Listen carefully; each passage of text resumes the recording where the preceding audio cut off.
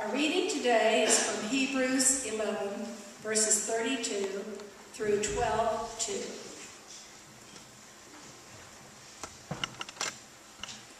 And what more shall I say?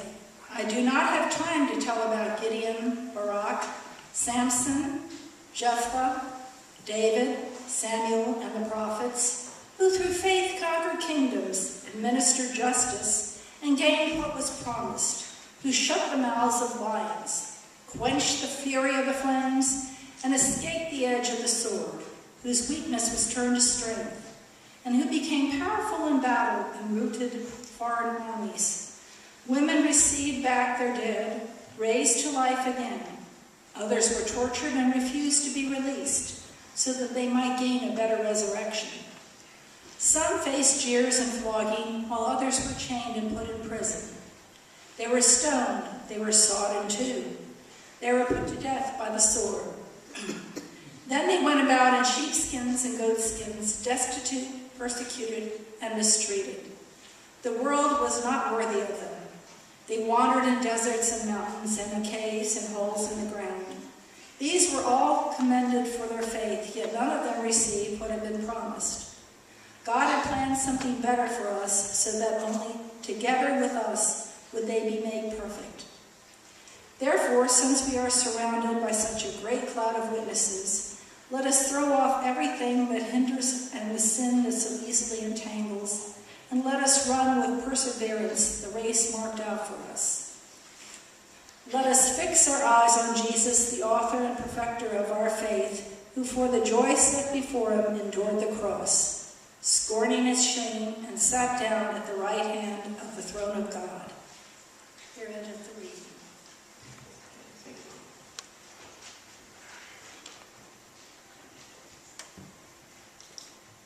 Shall we pray?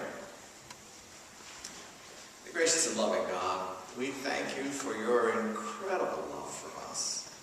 A love that you have poured down upon us for these 150 years. As we pause to give you thanks for the blessings of the lives that have gone before us, who worked and toiled and sacrificed and dedicated themselves to the ministry of Jesus Christ here in Burnsville, that we might be those who carry on after them. That we might be the ones who share your love with the community today and through the many efforts and ministries of this church to be able to reach to the ends of the earth. Now enable us as we take these few moments to rejoice and to give thanks, to focus our eyes on Jesus, the one who is the leader of our race, the one who encourages us to run with perseverance, the one who reminds us that the witness of those who have gone before us have enabled us to come to this moment. May all these thoughts and our hearts combine with your love and your spirit to enable us to appreciate what you have given us and to use this as a gift to move forward into the future. Now may the words of my mouth and the meditations and thoughts of all of our hearts be acceptable to you, O Lord, our strength and our Savior.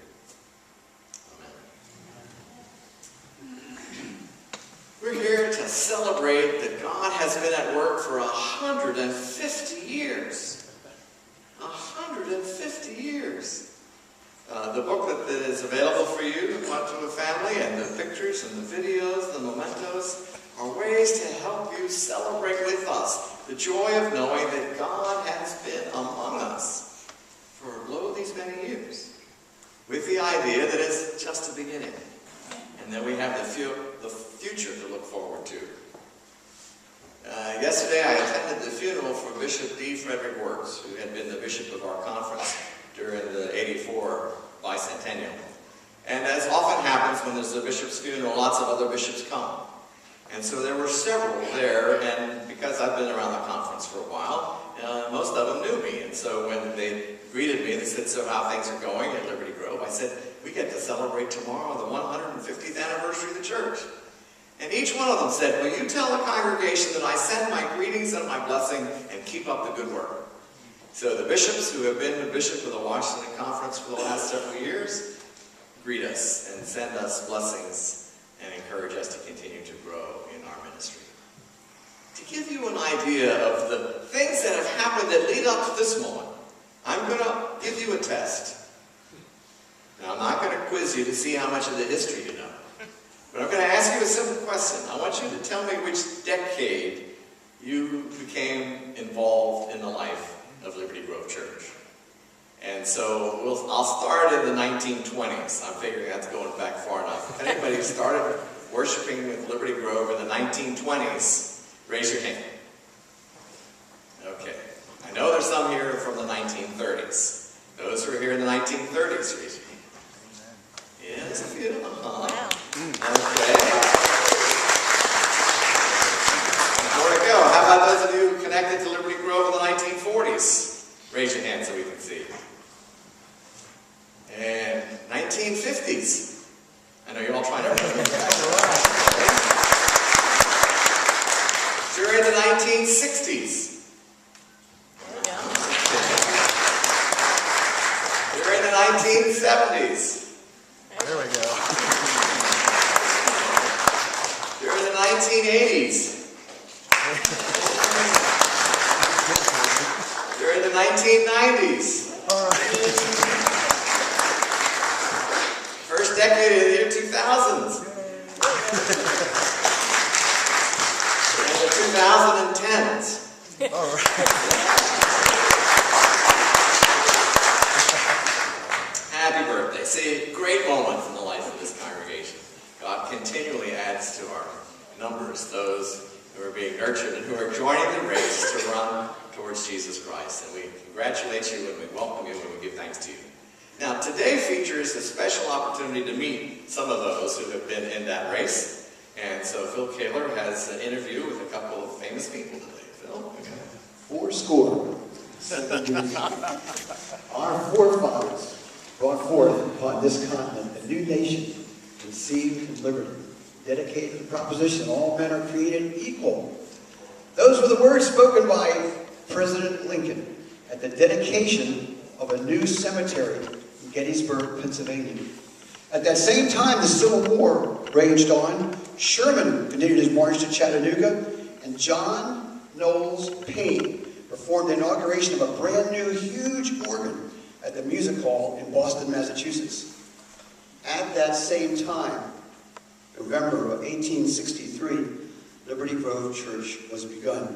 And the women showed up wearing long dresses with hoop skirts, short sleeves, and many of them had on crocheted, fingerless mitts.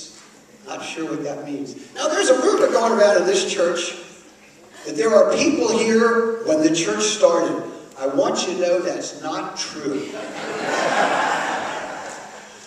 But we have a couple people here to talk to you about their early memories when they joined the church. And the first one we've got is Elaine Stewart, who's here with us today. Elaine tells me she thinks some people don't know her anymore. If you don't know Elaine Stewart, you should meet her today. She's a wonderful woman. Elaine, when did you join Liberty Grove? When did you come in? 1959. And tell me something about the old church back then. Well, it was a very interesting situation. When we came, this building was almost ready for dedication, but we attended at the old church. My one recollection of my first activity with the church was in the November year when we were getting ready for the bazaar and the turkey supper. Well, the supper was held at the fire department because there was not space for it at the church. But we did the sorting of the clothes and all of the dusty things down in the basement of the church. I call it a basement, but it's really a cellar. Not much ventilation. And after an all day of working in that atmosphere, that evening I had to take my husband to the hospital because he'd been overcome with this awful dust and had an allergic reaction. So I well remember the first time we worked at the church. And we were in the group that when the saints come marching in, we marched from the old church to the new. Tell me about your experience in the choir back then. Oh my, I could go on and on about that. When we came, there were very few members in the choir. There wasn't even a paid organist, so the music was rather sad. And we wanted to work very hard to improve the music program in the church, and of course we were in the choir.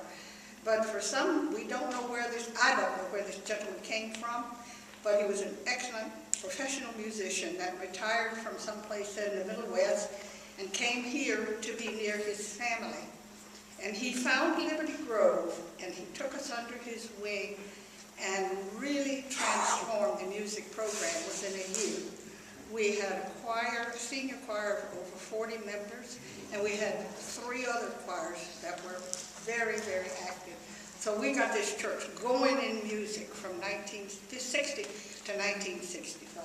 Tell me about the young adult couples group. Well, we had decided that they had a senior adult, and we weren't quite there, we didn't think. So we organized and got together a young adult program. And it was growing, but it was small enough that we could meet in the individual homes, which made it very nice, and they became very, very close friends of ours through the years, and we worked as a group, not only in the church, but in the community.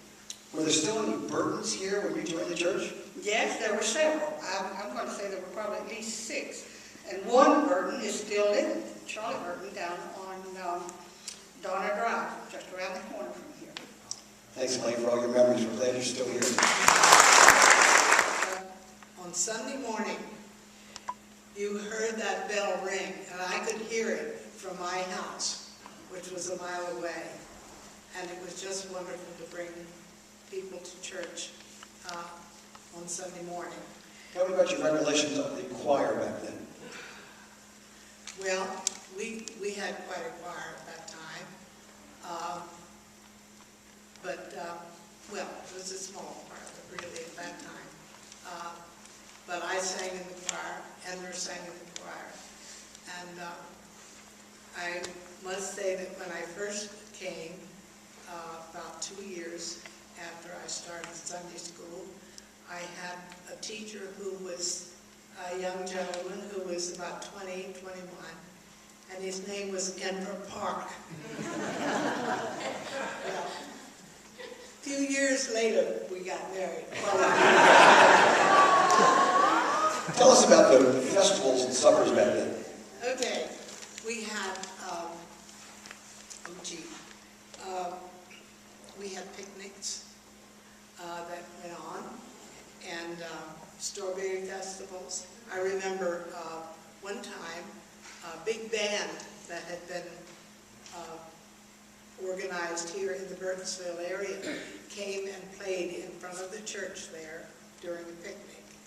And my father played in that band. So. Tell us about Wallace Hall. Over the years, we needed extra room for the church because Sunday school room, and they added on 1951 the church, the building, but we still didn't have quite enough room for the youth group, and there was a shed outside the church, and they tore that down and remodeled it and made it into a Sunday school room for the youth group. And Mary Bowerset was the teacher for that group. Tell us the church mouse story. Oh, gosh. Okay, this was when Reverend Paul Jones was pastor here. And the pulpit was here, and the choir sat down below on the level of the congregation. And so one Sunday, about the middle of his sermon, there was a commotion going on in the choir. And he looked down and he said, "What's the matter? Is there a mouth down there?" And his wife said, "Yes." And the little mouse was right up at the foot of the pulpit, looking at the congregation. I don't know whether Reverend Jones finished his service that day or not. But that was one of the funny things that happened during our time there. Tell me where these picnics and festivals, tell me where they were held. Well, in grove of trees over here or in the church, right in front of the church.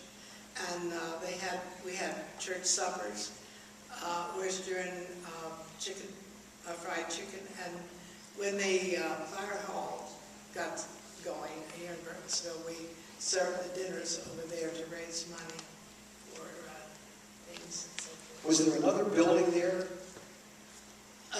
Yes, there was a Grange Hall over there, and that's no longer there.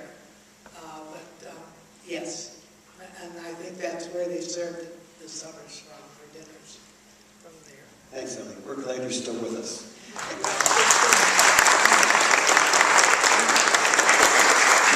This has been a wonderful life for Enver and me. The church has been our center, and it has really been wonderful. We've been blessed. Thank you.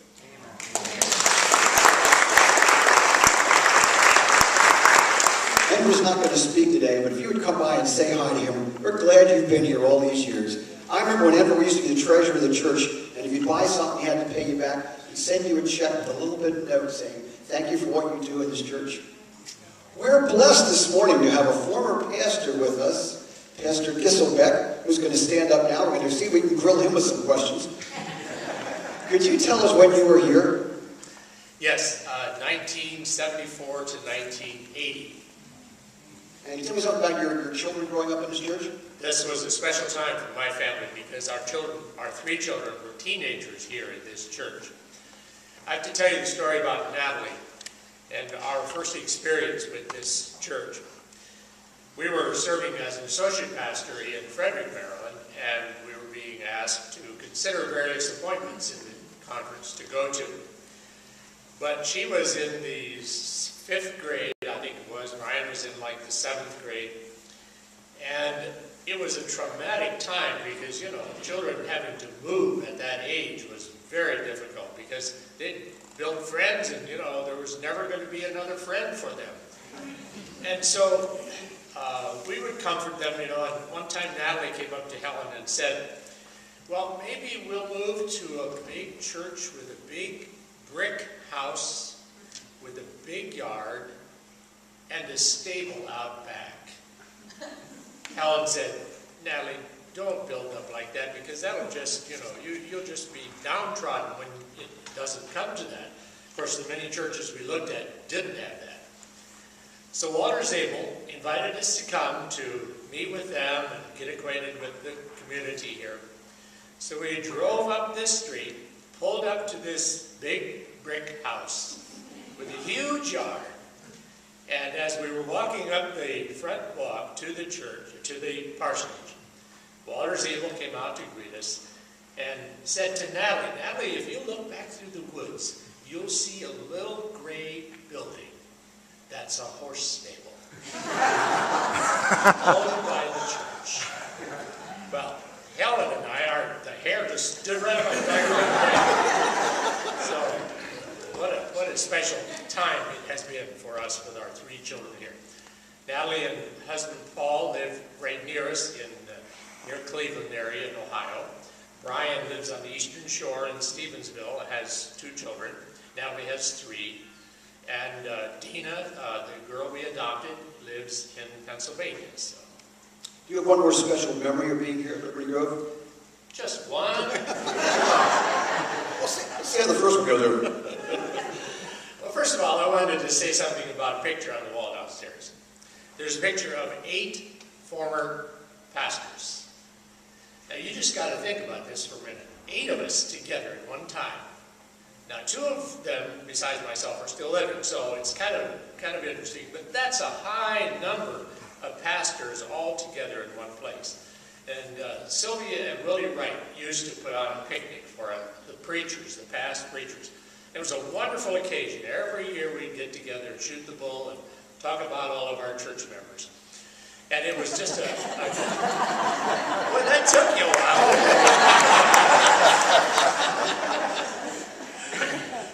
So it has been a wonderful time for us to be here. They asked you to preach. Oh, I thought he did. I thought he said. No, I'm kidding. I guess guess one of my favorite times was when the children used to come up for the children's sermons, because that was a special time for me with the kids all sitting around. And very last Sunday that I was here to do the children's message, unbeknownst to me, all of the children who grew up during that time while I was here, which was 6 years, every one of them got up. Most of them were, even in college, some of them were, and came up and sat beside me to do the sermon for the children's story. I'll tell you, that was a wonderful experience, and I thank you in this congregation for the joy of that experience, and the joy of working with you and serving with you those years. Did I have another story? Just one. Oh, the 135th anniversary was a special time for me here, because I had just recently been here, and so we enjoyed the opportunity of having so many pastors come back and be a part of it. You've been very fortunate to have had several wonderful pastors as part of your church. I'm sorry I ruined the record, but it has been a wonderful time for you people to have such good pastors serving you. So, and you got a good one now.